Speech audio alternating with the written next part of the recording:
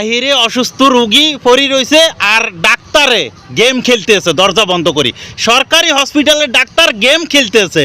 এই আলার ফালার জি করে আরে আলার ফালা করে রোহিঙ্গা ক্যাম্পে পাঠাই দাও। একজন আর একজনকে বিয়ে করি, খালি সিরিয়ালে বাচ্চা ফুড়ক, খালি সিরিয়ালে বাচ্চা ফুড়ক, কোনো জিরানি নাই। এরাই সুস্থ রোগীকে অসুস্থ বানাই ফেলায়।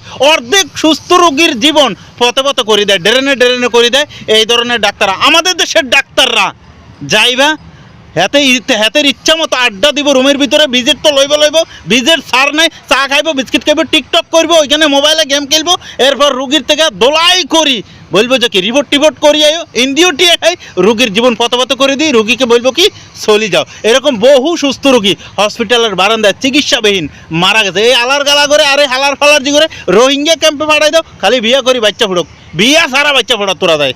ওই দেশের নাগরিকত্ব এই বর্ডার দি, এদেরকে বর্ডার দি ভাড়াই দাও। সরকারি হসপিটাল এখন মৃত্যুর ভাগ অসহায় মানুষদের জন্য। মানুষ না পারি লাস্টে যায় বেসরকারি হসপিটালে কি চিকিৎসা করা। হসপিটাল, এই সরকারি হসপিটালের কার্যক্রম দেখি